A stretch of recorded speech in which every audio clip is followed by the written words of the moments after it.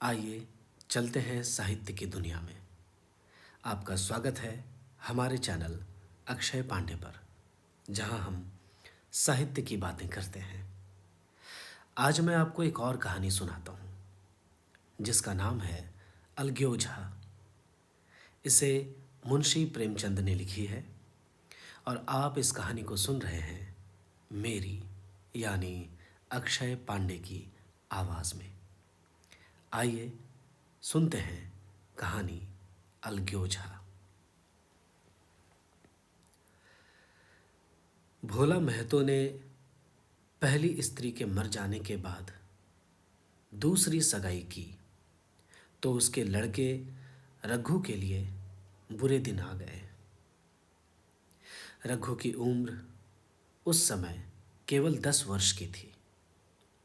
चैन से गांव में गुल्ली डंडा खेलता फिरता था।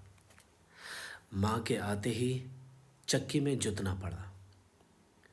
पन्ना रूपवती स्त्री थी और रूप और गर्व में चोली दामन का नाता है।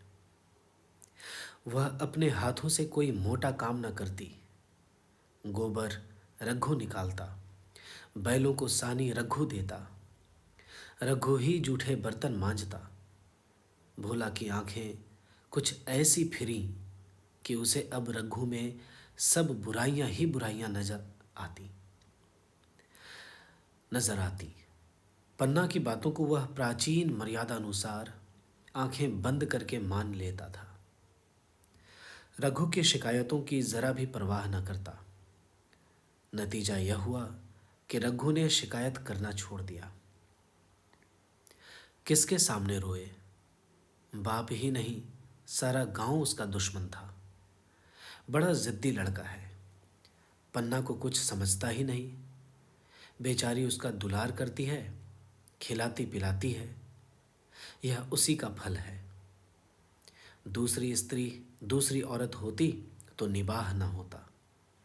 वह तो कहो, पन्ना इतनी सीधी सादी है कि निबाह होता जाता है। सबल की शिकायतें सब सुनते हैं, निर्बल की फरियाद भी कोई नहीं सुनता। रघु का हृदय माँ की ओर से दिन दिन फटता जाता था। यहाँ तक कि 8 साल गुजर गए और एक दिन भोला के नाम मृत्यु का संदेश आ पहुंचा। पन्ना के 4 बच्चे थे, 3 बेटे और 1 बेटी। इतना बड़ा खर्च और कमाने वाला कोई नहीं। इतना बड़ा खर्च और कमाने वाला कोई नहीं। रघु अब क्यों पूछने लगा? यह मानी हुई बात थी। अपनी स्त्री लाएगा और अलग रहेगा। स्त्री आकर और भी आग लगाएगी। पन्ना के चारों ओर अंधेरा ही अंधेरा दिखाई देता था। पर कुछ भी हो, वह रघु की आश्रय तो बनकर घर में ना रहेगी। जिस घर में उसने राज किया उसमें अब लौंडी ना बनेगी। जिस लौंडे को अपना गुलाम समझा उसका मुंह ना ताकेगी। वह सुंदर थी, अवस्था भी कुछ ऐसी ज़्यादा न थी। जवानी अपनी पूरी बहार पर थी। क्या वह कोई दूसरा घर नहीं कर सकती? यही ना होगा, लोग हंसेंगे बला से। उसकी बिरादरी में क्या ऐसा होता नहीं? ब्राह्मण ठाकुर थोड़े ही थी कि नाक कट जाएगी। यह तो ऊंची जातों में होता है कि घर में चाहे जो कुछ करो, बाहर पर्दा ढका रहे। वह तो संसार को दिखाकर दूसरा घर कर सकती है, फिर वह रघु की दबैल बनकर क्यों रहे? भोला को मरे 1 महीना गुजर चुका था। संध्या हो गई थी। पन्ना इसी चिंता में पड़ी हुई थी कि सहसा उसे ख्याल आया, लड़के घर में नहीं हैं। यह बैलों के लौटने की बेला है, कहीं कोई लड़का उनके नीचे ना आ जाए। अब द्वार पर कौन है जो उनकी देखभाल करेगा? घर से बाहर निकली तो देखा रघु अपने झोंपड़े में बैठा ऊख की गड़ेरियां बना रहा है। तीनों लड़के उसे घेरे खड़े हैं और छोटी लड़की गर्दन में हाथ डाले उसकी पीठ पर सवार होने की चेष्टा कर रही है। पन्ना को अपनी आंखों पर विश्वास न आया। आज तो यह नई बात है। शायद दुनिया को दिखाता है कि मैं अपने भाइयों को कितना चाहता हूँ और मन में छुरी रखी हुई है। घात मिले तो जान ही ले ले। काला सांप है, काला सांप, काला सांप है, काला सांप। कठोर स्वर में बोली, तुम सब के सब वहाँ क्या करते हो? घर में आओ, सांझ की बेला है, गोरू आते होंगे। रघु ने विनीत नेत्रों से देखकर कहा, मैं तो हूं ही काकी, डर किस बात का है? बड़ा लड़का केदार बोला, काकी, रघु दादा ने हमारे लिए 2 गाड़ियां बना दी हैं। यह देख, एक पर हम और खुन्नू बैठेंगे, दूसरी पर लक्ष्मण और झुनिया।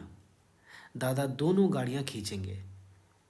दादा दोनों गाड़ियां खींचेंगे। यह कहकर वह कोने से छोटी छोटी गाड़ियां निकाल लाया। 4 पहिए लगे थे। बैठने के लिए तख्ते और रोक के लिए दोनों तरफ बाजू थे। पन्ना ने आश्चर्य से पूछा, ये गाड़ियां किसने बनाई? केदार ने चिढ़कर कहा, रघु दादा ने बनाई हैं, और किसने? भगत के घर से बसूला और रुखानी मांग लाए और झटपट बना दी। खूब दौड़ती हैं काकी। बैठ खुन्नू, मैं खींचूं? खुन्नू गाड़ी में बैठ गया। केदार खींचने लगा। चर चर का शोर हुआ, मानो गाड़ी भी इस खेल में लड़कों के साथ शरीक है। लक्ष्मण ने दूसरी गाड़ी पर बैठकर कहा, दादा खींचो। रघु ने झुनिया को भी गाड़ी में बैठा दिया और गाड़ी खींचता हुआ दौड़ा। तीनों लड़के तालियां बजाने लगे। पन्ना चकित नेत्रों से यह दृश्य देख रही थी और सोच रही थी कि यह वही रघु है या और। थोड़ी देर के बाद दोनों गाड़ियां लौटी। लड़के घर में आकर इस यान यात्रा के अनुभव बयान करने लगे। कितने खुश थे सब, मानो हवाई जहाज पर बैठ आए हों। खुन्नू ने कहा, काकी सच पेड़ दौड़ रहे थे। लक्ष्मण, और बछिया कैसी भागी, सबकी सब दौड़ी। केदार, काकी, रघु दादा दोनों गाड़ियां एक साथ खींच ले जाते हैं। झुनिया सबसे छोटी थी। उसकी व्यंजना शक्ति उछल कूद और नेत्रों तक परिमित थी। तालियां बजा बजा कर नाच रही थी। खुन्नू, अब हमारे घर गाय भी आ जाएगी काकी। रघु दादा ने गिरधारी से कहा है कि हमें एक गाय ला दो। गिरधारी बोला, कल लाऊंगा। केदार, 3 सेर दूध देती है काकी, खूब दूध पिएंगे। केदार, 3 सेर दूध देती है काकी, खूब पिएंगे, खूब दूध पिएंगे। इतने में रघु भी अंदर आ गया। पन्ना ने अवहेलना की दृष्टि से देखकर पूछा, क्यों रघु, तुमने गिरधारी से कोई गाय मांगी है? रघु ने क्षमा प्रार्थना के भाव से कहा, हाँ मांगी तो है, कल लावेगा। पन्ना, रुपए किसके घर से आएंगे, यह भी सोचा है? रघु, सब सोच लिया है काकी। मेरी यह मुहर नहीं है, इसके 25 रुपए मिल रहे हैं। मेरी यह मुहर नहीं है, इसके 25 रुपए मिल रहे हैं। 5 रुपए बछिया के मुजरा दे दूंगा, बस गाय अपनी हो जाएगी। पन्ना सन्नाटे में आ गई। अब उसका अविश्वासी मन भी रघु के प्रेम और सज्जनता को अस्वीकार न कर सका। बोली, मुहर को क्यों बेचे देते हो? गाय की अभी कौन जल्दी है, हाथ में पैसे हो जाएं तो ले लेना। सूना सूना गला अच्छा ना लगेगा। इतने दिनों गाय नहीं रही तो क्या लड़के नहीं जिए? रघु दार्शनिक भाव से बोला, बच्चों के खाने पीने के यही दिन है काकी। इस उम्र में ना खाया तो फिर क्या खाएंगे? मुहर पहनना मुझे अच्छा भी नहीं मालूम होता। लोग समझते होंगे कि बाप तो मर गया, इसे मुहर पहनने की सूझी है। भोला महतो तो गाय की चिंता ही में चल बसे। ना रुपए आए और ना गाय मिली, मजबूर थे। रघु ने वह समस्या कितनी सुगमता से हल कर दी। आज जीवन में पहली बार पन्ना को रघु पर विश्वास आया। बोली, जब गहना ही बेचना है तो अपनी मुहर क्यों बेचोगे? मेरी हंसली ले लेना। रघु, नहीं काकी, वह तुम्हारे गले में बहुत अच्छी लगती है। मर्दों को क्या, मुहर पहने या ना पहने। पन्ना, चल मैं बूढ़ी हुई, चल मैं बूढ़ी हुई, मुझे अब हंसली पहनकर क्या करना है? तू अभी लड़का है, तेरा सूना गला अच्छा ना लगेगा। रघु मुस्कुराकर बोला, तुम अभी से कैसे बूढ़ी हो गई? गांव में कौन तुम्हारे बराबर है? रघु की सरल आलोचना ने पन्ना को लज्जित कर दिया। उसके रूखे मुरझाए मुख पर प्रसन्नता की लाड़ी लाली दौड़ गई। 5 साल गुजर गए। रघु का सा मेहनती, ईमानदार, बात का धनी दूसरा किसान गांव में ना था। दूसरा किसान गांव में ना था। पन्ना की इच्छा के बिना कोई काम ना करता। उसकी उम्र अब 23 साल की हो गई थी। पन्ना बार बार कहती, भैया बहू को विदा करा लाओ, कब तक नहर में पड़ी रहेगी? सब लोग मुझी को बदनाम करते हैं कि यही बहू को नहीं आने देती। मगर रघु टाल देता था। कहता कि अभी जल्दी क्या है। उसे अपनी स्त्री के रंग ढंग का कुछ परिचय दूसरों से मिल चुका था। ऐसी औरत को घर में लाकर वह अपनी शांति में बाधा नहीं डालना चाहता था। आखिर एक दिन पन्ना ने जिद करके कहा, तो तुम ना लाओगे? कह दिया कि अभी कोई जल्दी नहीं है। तुम्हारे लिए जल्दी ना होगी, मेरे लिए तो जल्दी है। मैं आज आदमी भेजती हूँ। पछताओगी काकी, उसका मिजाज अच्छा नहीं है। तुम्हारी बला से जब मैं उससे बोलूँगी ही नहीं तो क्या हवा से लड़ेगी? रोटियां तो बना लेगी। मुझसे भीतर बाहर का सारा काम नहीं होता। मैं आज बुला ही लेती हूँ। मैं आज बुला ही लेती हूँ। बुलाना चाहती हो बुला लो, मगर फिर यह ना कहना कि यह मेहरिया को ठीक नहीं करता, उसका गुलाम हो गया। ना कहूँगी, जाकर 2 साड़ियाँ और मिठाई ले आ। तीसरे दिन मुलिया मैके से आ गई। तीसरे दिन मुलिया मैके से आ गई। दरवाजे पर नगाड़े बजे, शहनाइयों की मधुर ध्वनि आकाश में गूंजने लगी। मुंह दिखावे की रस्म अदा हुई। वह इस मरुभूमि में निर्मल जल धारा थी। गेहुआ रंग था, बड़ी बड़ी नोकीली पलकें, कपोलों पर हल्की सुर्खी सुर्खी, आंखों में प्रबल आकर्षण। रघु उसे देखते ही मंत्रमुग्ध हो गया। प्रातःकाल पानी का घड़ा लेकर चलती, तब उसका गेहुआ रंग प्रभात के सुनहली किरणों से कुंदन हो जाता। मानो उषा अपनी सारी सुगंध, सारा विकास और सारा उन्माद लिए मुस्कुराती चली जाती हो। मुलिया मैके से ही जली भुनी आई थी। मेरा शौहर छाती फाड़ कर काम करे और पन्ना रानी बनी बैठी रहे, उसके लड़के रईसजादे बने घूमे। मुलिया से यह बर्दाश्त न होगा। वह किसी की गुलामी ना करेगी। अपने लड़के तो अपने होते ही नहीं, अपने लड़के तो अपने होते ही नहीं, भाई किसके होते हैं? जब तक पर नहीं निकलते हैं, रघु को घेरे हुए हैं। जो ही जरा सयाने हुए, पर झाड़कर निकल जाएंगे, बात भी ना पूछेंगे। उस दिन उसने रघु से कहा, तुम्हें इस तरह गुलामी करनी हो तो करो, मुझसे ना होगी। रघु, तो फिर क्या करूं? तू ही बता। लड़के तो अभी घर का काम करने लायक भी नहीं है। मुलिया, लड़के रावत के हैं, कुछ तुम्हारे नहीं हैं।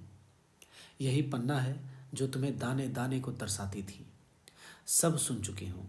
मैं लौंडी बनकर ना रहूँगी। रुपए पैसे का मुझे कुछ हिसाब नहीं मिलता। न जाने तुम क्या लाते हो और वह क्या करती है। तुम समझते हो रुपए घर ही में तो हैं, मगर देख लेना तुम्हें जो एक फूटी कौड़ी भी मिले। रघु, रुपए पैसे तेरे हाथ में देने लगूं तो दुनिया क्या कहेगी, यह तो सोच। मुलिया, दुनिया जो चाहे कहे, दुनिया के हाथों बिकी नहीं हूँ। देख लेना, भाड़ लीप कर हाथ काला ही रहेगा। फिर तुम अपने भाइयों के लिए मरो, मैं क्यों मरूं? रघु ने जवाब ना दिया। उसे जिस बात का भय था वह इतनी जल्द सिर पर आ पड़ी। अब अगर उसने बहुत तथोथन भी तथोथम भी किया तो साल 6 महीने और काम चलेगा। बस आगे यह डोंगा चलता नजर नहीं आता। बकरे की माँ कब तक खैर मनाएगी। एक दिन पन्ने ने महुए का सुखावन डाला। बरसात शुरू हो गई थी। बखार में अनाज गीला हो रहा था। मुलिया से बोली, बहू जरा देखती रहना, मैं तालाब से नहा आऊं। मुलिया ने लापरवाही से कहा, मुझे नींद आ रही है, तुम बैठकर देखो। एक दिन ना नहाओगी तो क्या होगा। पन्ना ने साड़ी उठाकर रख दी। नहाने ना गई। मुलिया का वार खाली गया। कई दिन के बाद एक शाम को पन्ना धान रोप कर लौटी। अंधेरा हो गया था। दिन भर की भूखी थी। आशा थी बहू ने रोटी बना रखी होगी, मगर देखा तो यहाँ चूल्हा ठंडा पड़ा हुआ था और बच्चे मारे भूख के तड़प रहे थे। मुलिया से आहिस्ते से पूछा, आज अभी चूल्हा नहीं जला। केदार ने कहा, आज दोपहर को भी चूल्हा नहीं जला काकी, भाभी ने कुछ बनाया ही नहीं। पन्ना, तो तुम लोगों ने खाया क्या। केदार, कुछ नहीं, रात की रोटियां थीं, खुन्नू और लक्ष्मण ने खाई, मैंने सत्तू खा लिया। पन्ना, और बहू। केदार, वह तो पड़ी सो रही है, कुछ नहीं खाया। पन्ना ने उसी वक्त चूल्हा जलाया और खाना बनाने बैठ गई। आटा गूंथती थी और रोती थी। क्या नसीब है। दिन भर खेत में जली, घर आई तो चूल्हे के सामने जलाना पड़ा। केदार का 14वां साल था। भाभी के रंग ढंग देखकर सारी स्थिति समझ रहा था। बोला, काकी, भाभी अब तुम्हारे साथ रहना नहीं चाहती। पन्ना ने चौंक कर पूछा, क्या कुछ कहती थी। केदार, कहती कुछ नहीं थी, मगर है उसके मन में यही बात। फिर तुम क्यों नहीं छोड़ देती। जैसे चाहे रहे, हमारा भी भगवान है। पन्ना ने दांतों से जीभ दबाकर कहा, चुप, मेरे सामने ऐसी बात भूलकर भी ना कहना। रघु तुम्हारा भाई नहीं, तुम्हारा बाप है। मुलिया से कभी बोलोगे तो समझ लेना जहर खा लूंगी। दशहरे का त्यौहार आया। इस गांव से कोस भर पर एक पूर्वे में मेला लगता था।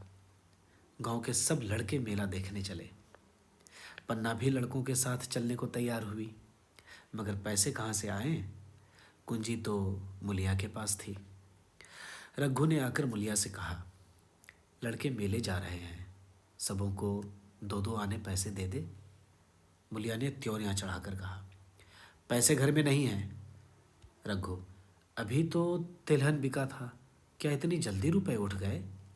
मुलिया, हाँ उठ गए। रघु, कहाँ उठ गए, ज़रा सुनूं। आज त्यौहार के दिन लड़के मेला देखने ना जाएंगे। मुलिया, अपनी काकी से कहो पैसे निकालें, गाड़ कर क्या करेंगी। खूंटी पर कुंजी लटक रही थी। रघु ने कुंजी उतारी और चाहा कि संदूक खोले कि मुलिया ने उसका हाथ पकड़ लिया और बोली कि कुंजी मुझे दे दो, नहीं तो ठीक ना होगा।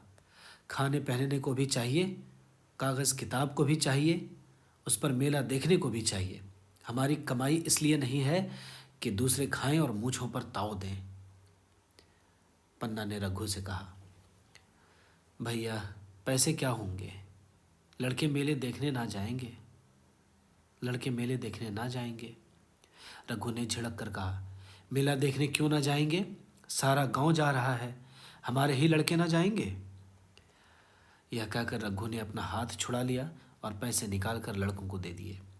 मगर कुंजी जब मुलिया को देने लगा तब उसने उसे आंगने में फेंक दिया और मुंह लपेट कर लेट गई। लड़के मेला देखने ना गए। इसके बाद 2 दिन गुजर गए। मुलिया ने कुछ नहीं खाया और पन्ना भी भूखी रही। रघु कभी उसे मनाता, कभी उसे, पर न यह उठती न वह। आखिर रघु ने हैरान होकर मुलिया से पूछा, कुछ मुझसे कह, चाहती क्या है। मुलिया ने धरती को संबोधित करके कहा, मैं कुछ नहीं चाहती, तू मुझे मेरे घर पहुंचा दे। रघु, अच्छा उठ, बना खा, पहुंचा दूंगा। मुलिया ने रघु की ओर आंखें उठाई। रघु उसकी सूरत देखकर डर गया। वह माधुर्य, वह मोहकता, वह लावण्य गायब हो गया था। दांत निकल आए थे, आंखें फट गई थी और नथुने फड़क रहे थे। अंगारी किसी लाल आंखों से देखकर बोली, अच्छा तो काकी ने यह सलाह दी थी, यह मंत्र पढ़ाया है, तो यहाँ ऐसी कच्ची नहीं हूं तुम दोनों की छाती पर मूंग दलूंगी। हो किस फेर में? रघु, अच्छा तो मूंग ही दल लेना, कुछ खा पी लेगी तभी तो मूंग दल सकेगी। मुलिया, अब तो तभी मुंह में पानी डालूंगी जब घर अलग हो जाएगा। बहुत झेल चुकी, अब नहीं झेला जाता। रघु सन्नाटे में आ गया। 1 मिनट तक उसके मुंह से आवाज ही ना निकली। अलग होने की उसने स्वप्न में भी कल्पना न की थी। उसने गांव में 2-4 परिवारों को अलग होते देखा था। वह खूब जानता था रोटी के साथ लोगों के हृदय भी अलग हो जाते हैं, अपने हमेशा के लिए गैर हो जाते हैं। फिर उसमें वही नाता रह जाता है जो गांव के और आदमियों में। रघु ने मन में ठान लिया था कि इस विपत्ति को घर ना आने दूंगा, मगर होनहार के सामने उसकी एक ना चली। आह, मेरे मुंह में कालिख लगेगी। दुनिया यही कहेगी कि बाप के मर जाने पर 10 साल भी एक में निभाह ना हो सका। फिर किससे अलग हो जाऊं? जिनको गोद में खिलाया, जिनको बच्चों की तरह पाला, जिनके लिए तरह तरह के कष्ट झेले, उन्हीं से अलग हो जाऊं? अपने प्यारों को घर से निकाल बाहर करूं?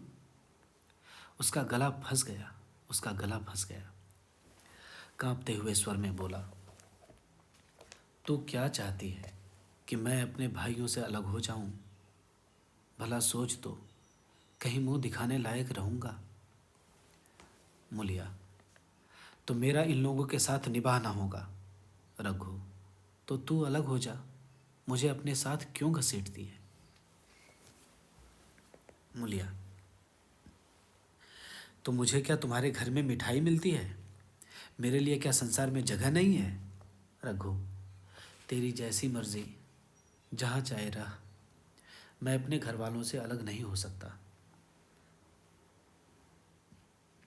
जिस दिन इस घर में 2 चूल्हे जलेंगे, उस दिन मेरे कलेजे के 2 टुकड़े हो जाएंगे। मैं यह चोट नहीं सह सकता। तुझे जो तकलीफ हो वह मैं दूर कर सकता हूँ। माल असबाब की मालकिन तू है ही, अनाज पानी तेरे ही हाथ है। अब रह क्या गया है? अगर कुछ भगवान काम धंधा करना नहीं चाहती, अगर कुछ काम धंधा करना नहीं चाहती, मत कर। भगवान ने मुझे समाई दी होती तो तुझे तिनका तक उठाने ना देता। तेरे यह सुकुमार हाथ पांव मेहनत मजूरी करने के लिए बनाए ही नहीं गए हैं। मगर क्या करूं, अपना कुछ बस ही नहीं है। फिर भी तेरा जी कोई काम करने को ना चाहे, मत कर, मगर मुझसे अलग होने को ना कह। तेरे पैरों पड़ता हूं। मुलिया ने सिर से आंचल खिसकाया और जरा समीप आकर बोली, मैं काम करने से नहीं डरती, ना बैठे बैठे खाना चाहती हूँ, मगर मुझसे किसी की धौंस नहीं सही जाती। तुम्हारी ही काकी घर का काम काज करती हैं तो अपने लिए करती हैं, अपने बाल बच्चों के लिए करती हैं, मुझ पर कुछ एहसान नहीं करती। फिर मुझ पर धौंस क्यों जमाती हैं? उन्हें अपने बच्चे प्यारे होंगे, मुझे तो तुम्हारा आसरा है, मुझे तो तुम्हारा आसरा है। मैं अपनी आंखों से यह नहीं देख सकती कि सारा घर तो चैन करे, ज़रा ज़रा से बच्चे तो दूध पिए, और जिसके बलबूते पर गृहस्थी थमी हुई है वह मट्ठे को तरसे, कोई उसका पूछने वाला ना हो। ज़रा अपना मुंह तो देखो, कैसे सूरत निकल आई है। औरों के तो 4 बरस में अपने पट्ठे तैयार हो जाएंगे, तुम तो 10 साल में खाट पर पड़ जाओगे। बैठ जाओ, क्यों खड़े हो? क्या मार कर भागोगे? मैं तुम्हें ज़बरदस्ती ना बांध लूँगी, या ऐसे निर्मोहिए से पाला पड़ेगा तो इस घर में भूल से ना आती। आती भी तो मन न लगाती, मगर अब तो मन तुमसे लग गया। घर भी जाऊं तो मन यहाँ ही रहेगा। और तुम जो हो मेरी बात नहीं और तुम जो हो मेरी बात नहीं पूछते। मुलिया की ये रसीली बातें रघु पर कोई असर न डाल सकी। वह उसी रुखाई से बोला, मुलिया, मुझसे यह ना होगा। अलग होने का ध्यान करते ही मेरा मन न जाने कैसा हो जाता है। यह चोट मुझसे ना सही जाएगी। मुलिया ने परिहास करके कहा, तो चूड़ियां पहनकर अंदर बैठो ना। लाओ मैं मूछें लगा लूं। मैं तो समझती थी कि कस तुम में भी कुछ कसबल है। अब देखती हूं तो निरे मिट्टी के लोंदे हो। पन्ना दालान में खड़ी दोनों की बातचीत सुन रही थी। अब उससे ना रहा गया। सामने आकर रघु से बोली, जब वह अलग होने पर तुली हुई है, फिर तुम क्यों उसे जबरदस्ती मिलाए रखना चाहते हो? तुम उसे लेकर रहो, हमारे भगवान मालिक हैं। जब महतो मर गए थे और कहीं पत्ती की भी छां ना थी, जब उस वक्त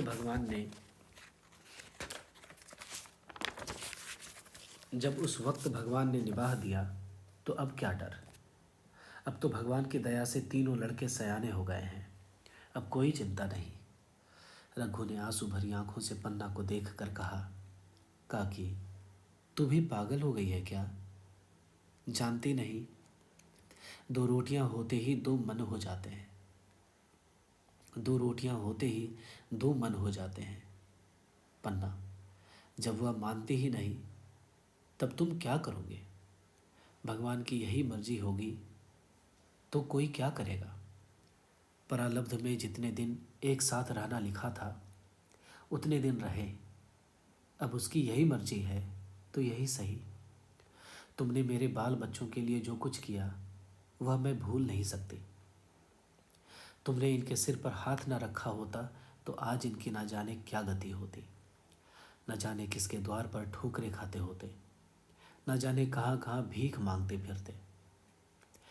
तुम्हारा जस मरते दम तक ना गाऊंगी। अगर मेरी खाल तुम्हारे जूते बनाने के काम आए तो खुशी से दे दूं। चाहे तुमसे अलग हो जाऊं, पर जिस घड़ी तुम पुकारोगे, कुत्ते की तरह दौड़ी आऊंगी।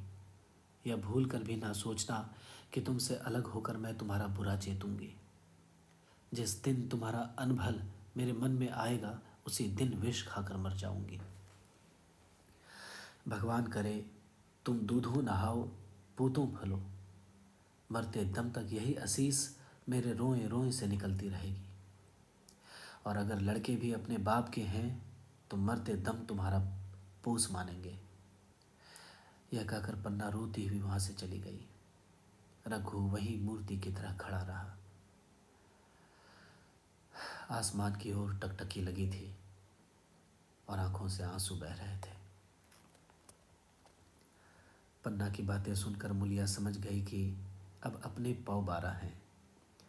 चटपट उठी, घर में झाड़ू लगाया, चूल्हा जलाया और कुएं से पानी लाने लगी। उसकी टेक पूरी हो गई थी।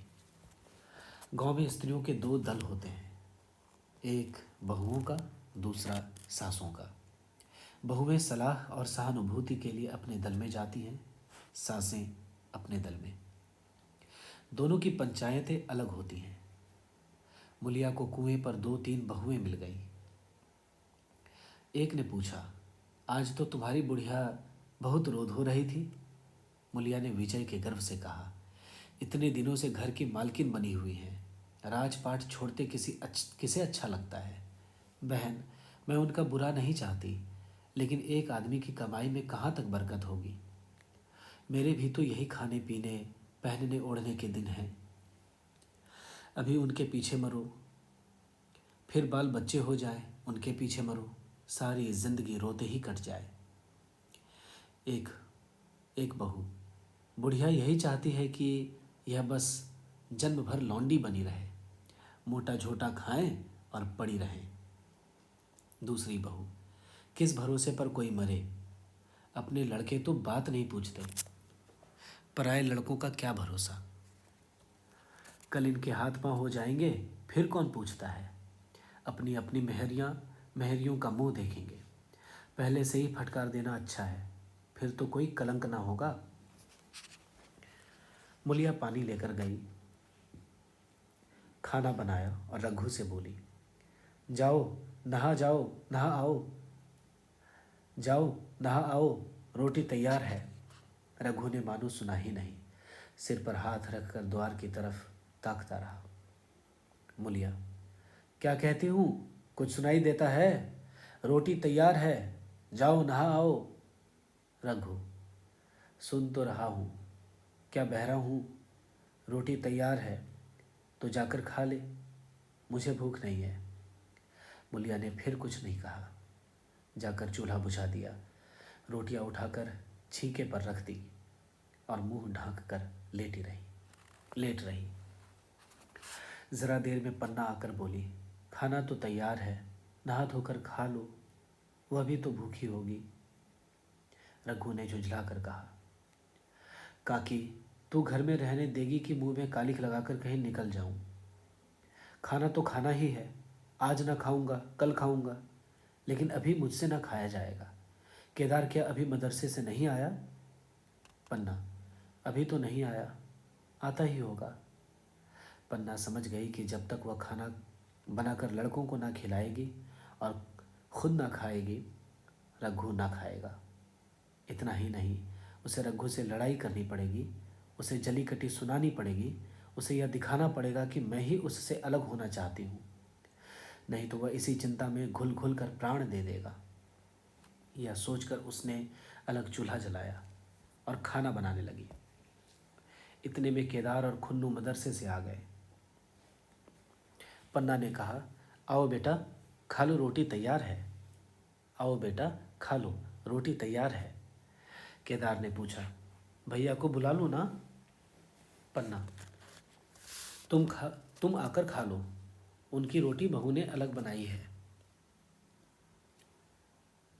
खुन्नू, जाकर भैया से पूछना आऊं? पन्ना, जब उनका जी चाहेगा खाएंगे, तू बैठकर खा, तुझे इन बातों से क्या मतलब? जिसका जी चाहेगा खाएगा, जिसका जी ना चाहेगा ना खाएगा। जब वह और उसकी बीवी अलग रहने पर तुले हैं तो कौन मनाए?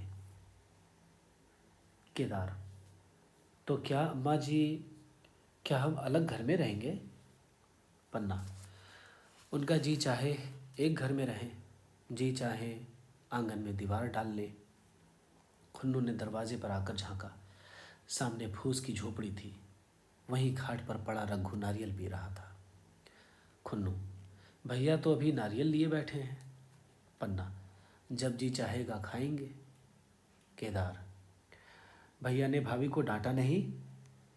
मुलिया अपनी कोठरी में पड़ी सुन रही थी, बाहर आकर बोली, भैया ने तो नहीं डांटा, अब तुम आकर डांटो। केदार के चेहरे का रंग उड़ गया, फिर जबान न खोली। तीनों लड़कों ने खाना खाया और बाहर निकले। लू चलने लगी थी। आम के बाग में गांव के लड़के लड़कियां हवा से गिरे हुए आम चुन रहे थे।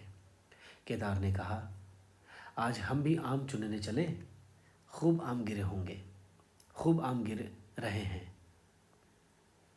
खुन्नू, दादाजी बैठे हैं। लक्ष्मण, मैं ना जाऊंगा, दादा घुड़केंगे। केदार, वह तो अब अलग हो गए।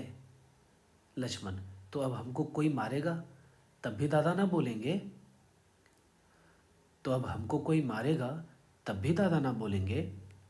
केदार, वाह, तब क्यों ना बोलेंगे? रघु ने तीनों लड़कों को दरवाजे पर खड़े देखा, पर कुछ नहीं बोला, पर कुछ बोला नहीं। पहले तो वह घर से बाहर निकलते ही उन्हें डांट बैठता था, पर आज वह मूर्ति के समान निश्चल बैठा रहा। अब लड़कों को कुछ साहस हुआ, कुछ दूर और आगे बढ़े। रघु अब भी नहीं ना बोला, कैसे बोले? वह सोच रहा था, काकी ने लड़कों को खिला पिला दिया, मुझसे पूछा तक नहीं। क्या उसकी आंखों पर भी पर्दा पड़ गया है? अगर मैंने लड़कों को पुकारा और वह ना आए तो? मैं उनको मार पीट तो सकूंगा, लू में सब के सब मारे मारे फिरेंगे, कहीं बीमार ना पड़ जाएं। उसका दिल महसूस कर रह जाता था, लेकिन मुंह से कुछ ना कह सकता था। लड़कों ने देखा कि यह बिल्कुल नहीं बोलते, तो निर्भय होकर चल पड़े। सहसा मुलिया ने आकर कहा, अब तो उठोगे कि अब भी नहीं? जिनके नाम पर फाका कर रहे हो, उन्होंने मज़े से लड़कों को खिलाया और आप खाया, अब आराम से सो रही हैं। मोर पिया मोरी बात न पूछे मोर सुहागिन नाव। मोर पिया मोरी बात न पूछे मोर सुहागिन नाव। मोर पिया मोरी बात न पूछे मोर सुहागिन नाव। दोस्तों, यहाँ नाव का अर्थ है नाम। एक भी तो मुंह से ना फटा कि भैया खा लो। एक भी तो मुंह से ना फटा कि भैया खा लो। रघु को इस समय मर्मांतक पीड़ा हो रही थी। मुलिया के इन कठोर शब्दों ने घाव पर नमक छिड़क दिया। दुखित नेत्रों से देखकर बोला, तेरी जो मर्जी थी वही तो हुआ, तेरी जो मर्जी थी वही तो हुआ, अब जा ढोल बजा। मुलिया, नहीं, तुम्हारे लिए थाली परोसे बैठी हैं। रघु, मुझे चिढ़ा मत, तेरे पीछे मैं भी बदनाम हो रहा हूँ। जब तू किसी की होकर नहीं रहना चाहती तो दूसरे को क्या गरज है, जो तेरी खुशामद करे। जाकर काकी से पूछ, लड़के आम चुनने गए हैं, उन्हें पकड़ लाऊं? मुलिया अंगूठा दिखाकर बोली, यह जाता है, तुम्हें 100 बार गरज हो जाकर पूछो। इतने में पन्ना भी भीतर से निकल आई। रघु ने पूछा, लड़के बगीचे में चले गए काकी, लू चल रही है। पन्ना, अब उनका कौन पुछतर है। बगीचे में जाएं, पेड़ पर चढ़े, पानी में डूबे, मैं अकेली क्या क्या करूं। रघु, जाकर पकड़ लाऊं? पन्ना, जब तुम्हें अपने मन से नहीं जाना है तो फिर मैं जाने को क्यों कहूं। तुम्हें रोकना होता तो रोक ना देते, तुम्हारे सामने ही तो गए होंगे। पन्ना की बात पूरी न हुई थी कि रघु ने नारियल कोने में रख दिया और बाग की तरफ चला। रघु लड़कों को लेकर बाग से लौटा तो देखा मुलिया अभी तक झोंपड़े में खड़ी है। बोला, तू जाकर खा क्यों नहीं लेती? मुझे तो इस बेला भूख नहीं है। मुलिया ऐंठ कर बोली, हाँ, भूख क्यों लगेगी, भाइयों ने खाया, वह तुम्हारे पेट में पहुंच ही गया होगा। रघु ने दांत पीस कर कहा, मुझे जला मत मुलिया, नहीं तो अच्छा ना होगा। खाना कहीं भागा नहीं जाता, एक बेला ना खाऊंगा तो मर ना जाऊंगा। क्या तू समझती है घर में आज कोई छोटी बात हो गई है? तूने घर में चूल्हा नहीं जलाया, मेरे कलेजे में आग लगाई है। मुझे घमंड था कि और चाहे कुछ हो जाए, पर मेरे घर में फूट का रोग ना आने पावेगा। पर तूने मेरा घमंड चूर कर दिया, परालब्ध की बात है।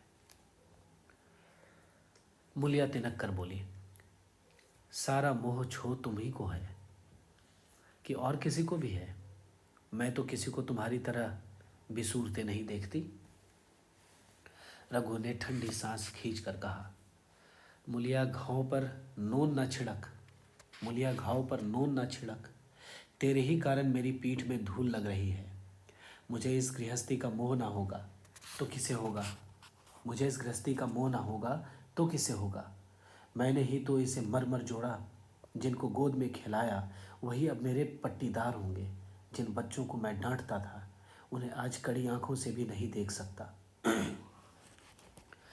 मैं उनके भले के लिए भी कोई बात करूं तो दुनिया यही कहेगी कि यह अपने भाइयों को लूटे लेता है। जा, मुझे छोड़ दे, अभी मुझसे कुछ न खाया जाएगा।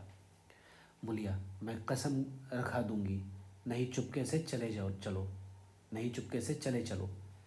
रघु, देख, अब भी कुछ नहीं बिगड़ा है, अपनी हट छोड़ दे। मुलिया, हमारा ही लहू पिए जो खाने ना उठे। रघु ने कानों पर हाथ रख कर कहा, यह तूने क्या किया मुलिया? मैं तो उठ ही रहा था। चल खा लूँ। नहाने धोने कौन जाए, लेकिन इतना कह देता हूँ कि चाहे 4 की जगह 6 रोटियां खा जाऊं, चाहे तू मुझे घी के मटके में ही डुबो दे, पर यह दाग मेरे दिल से ना मिटेगा। मुलिया, दाग साग सब मिट जाएगा, पहले सबको ऐसा ही लगता है। देखते नहीं हो उधर कैसी चैनी की बंसी बज रही है, उधर उधर कैसी चैन की बंसी बज रही है। वह तो मना ही रही थी कि किसी तरह यह सब अलग हो जाए। अब वह पहले किसी चांदी तो नहीं है कि जो कुछ घर में आवे सब गायब। अब क्यों हमारे साथ रहने लगी? रघु ने आहत स्वर में कहा, इसी बात का तो मुझे गम है। काकी से ऐसी आशा ना थी। रघु खाने बैठा तो कौर विष के घूंट सा लगता था। जान पड़ता था रोटियां भूसी की हैं। दाल पानी सी लगती थी। पानी भी कंठ के नीचे ना उतरता था। दूध की तरफ देखा तक नहीं। 2-4 ग्रास खाकर उठाया, जैसे किसी प्रियजन के श्राद्ध का भोजन हो। रात का भोजन भी उसने इसी तरह किया। भोजन क्या किया, कसम पूरी की। रात भर उसका चित्त उद्विग्न रहा। एक अज्ञात शंका उसके मन पर छाई हुई थी, जैसे भोला महतो द्वार पर बैठा रो रहा हो। वह कई बार चौंक कर उठा। ऐसा जान पड़ा भोला उसकी ओर तिरस्कार की आंखों से देख रहा है। वह दोनों जून का भोजन करता था, पर जैसे शत्रु के घर। भोला की शोकमग्न मूर्ति आंखों से ना उतरती थी। रात को उसे नींद न आती। वह गांव में निकलता तो इस तरह मुंह चुराए, सिर झुकाए, मानो गो हत्या की हो। 5 साल गुजर गए। रघु अब तो 2 लड़कों का बाप था।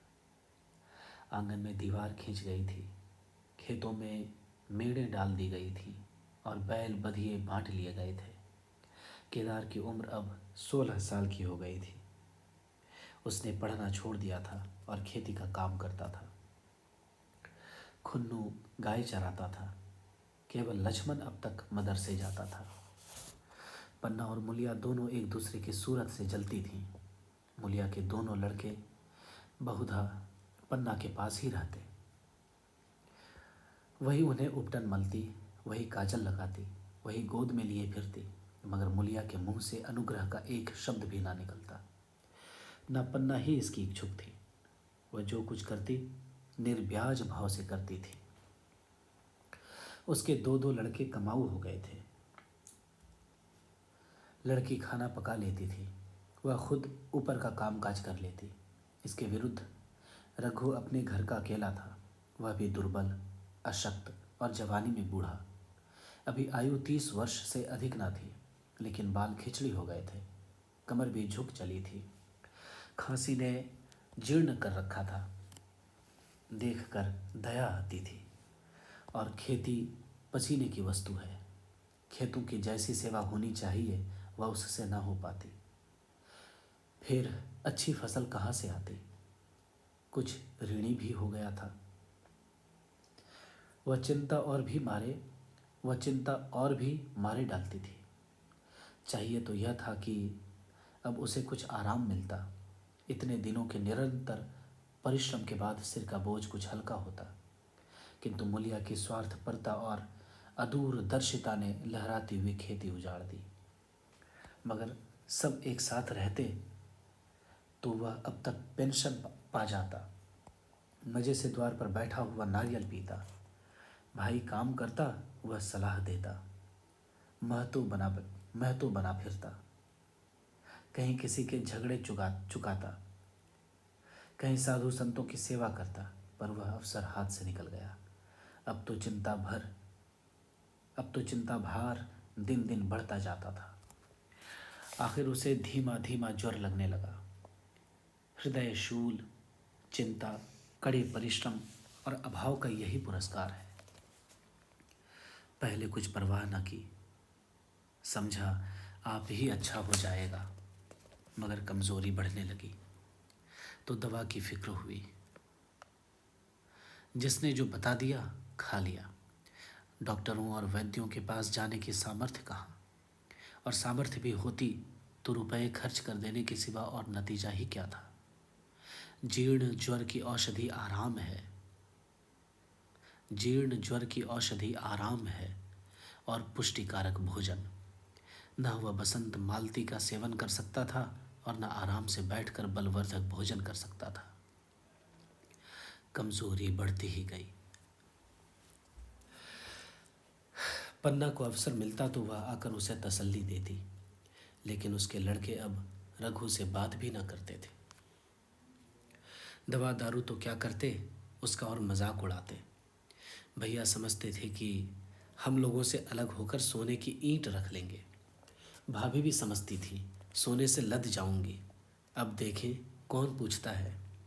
सिसक सिसक कर ना मरे तो कह देना, बहुत हाय हाय भी अच्छी नहीं होती।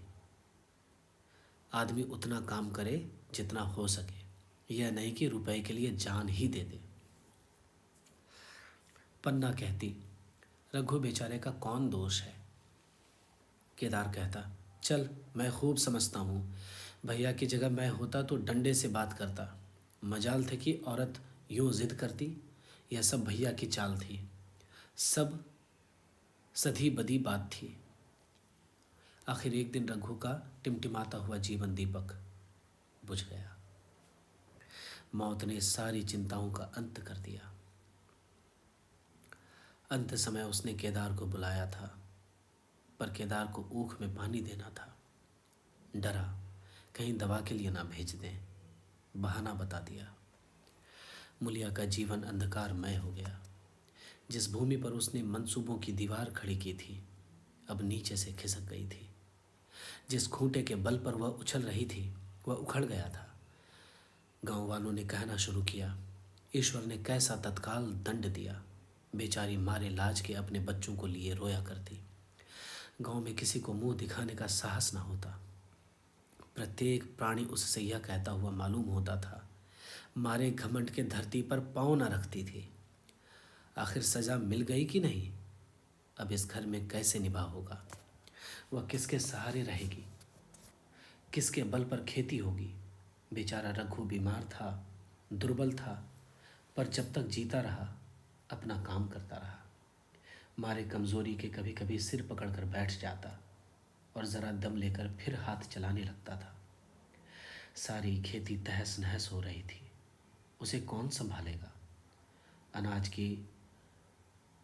की डांठें खलियान में पड़ी थी, ऊख अलग सूख रही थी। वह अकेली क्या क्या करेगी। फिर सिंचाई अकेले आदमी का तो काम नहीं, 3-3 मजूरों को कहाँ से लाए। गांव में मजूर थे ही कितने। आदमियों के लिए खींचातानी हो रही थी। क्या करे क्या ना करे, क्या करे क्या ना करे। इस तरह 13 दिन बीत गए। क्रियाक्रम से छुट्टी मिली। दूसरे ही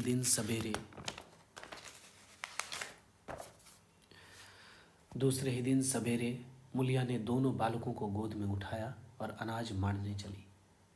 खलिहान में पहुंचकर उसने एक को तो पेड़ के नीचे घास के नर्म बिस्तर पर सुला दिया और दूसरे को वहीं बैठाकर अनाज मांडने लगी। बैलों को हाँकती थी और रोती थी। क्या इसीलिए भगवान ने उसको जन्म दिया था। देखते देखते क्या से क्या हो गया। इन्हीं दिनों पिछले साल भी अनाज माड़ा गया था। वह रघु के लिए लोटे में शरबत और मटर की घुगनी लेकर आई थी। आज कोई उसके ना आगे है, आज कोई उसके ना आगे है ना पीछे। लेकिन किसी की लौंडी तो नहीं हूं। उसे अलग होने का अब भी पछतावा ना था।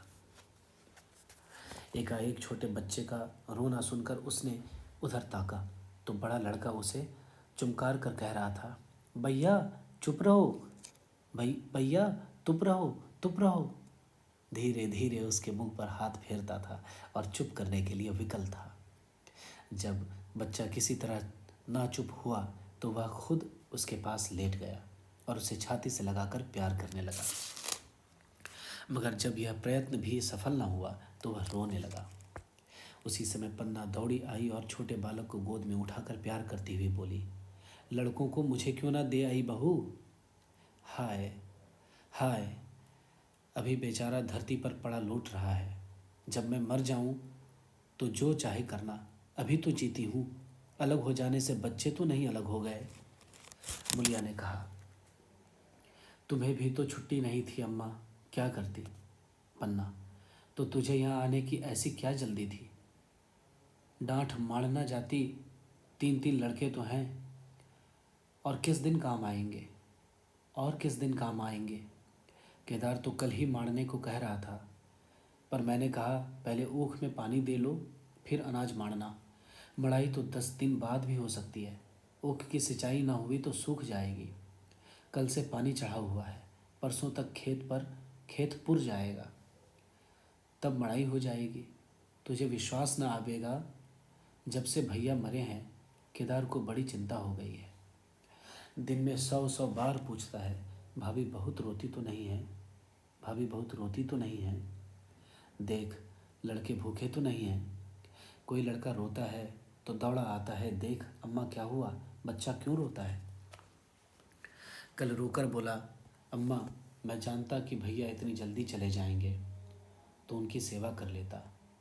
कहाँ जगाए जगाए उठता था, अब देखती हो। कहाँ जगाए जगाए उठता था, अब देखती हो पहर रात से उठकर काम में लग जाता है। पहर रात से उठकर काम में लग जाता है। खुन्नू कल ज़रा सा बोला, पहले हम अपनी ऊँख में पानी दे लेंगे, तब भैया की ऊँख में देंगे। उस पर केदार ने ऐसा डांटा कि खुन्नू ने मुंह से फिर बात ना निकली। खुन्नू के मुंह से फिर बात ना निकली।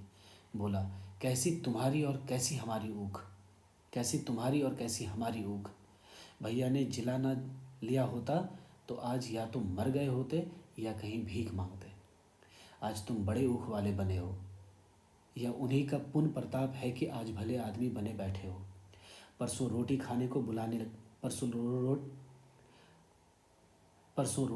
को बुलाने गई तो मड़ैया में बैठा रो रहा था। पूछा, क्यों रोता है, तो बोला, अम्मा भैया इसी अलग्योजे के दुख से मर गए। नहीं अभी उनकी उम्र ही क्या थी, या उस बखत ना सूझा, नहीं उनसे क्यों बिगाड़ करते। यह कहकर पन्ना ने मुलिया की ओर संकेतपूर्ण दृष्टि से देखकर कहा, तुम्हें वह अलग ना रहने देगा बहू। कहता है भैया हमारे लिए मर गए तो हम भी उनके बाल बच्चों के लिए मर जाएंगे। कहता है भैया हमारे लिए मर गए तो हम भी उनके बाल बच्चों के लिए मर जाएंगे। मुलिया की आंखों से आंसू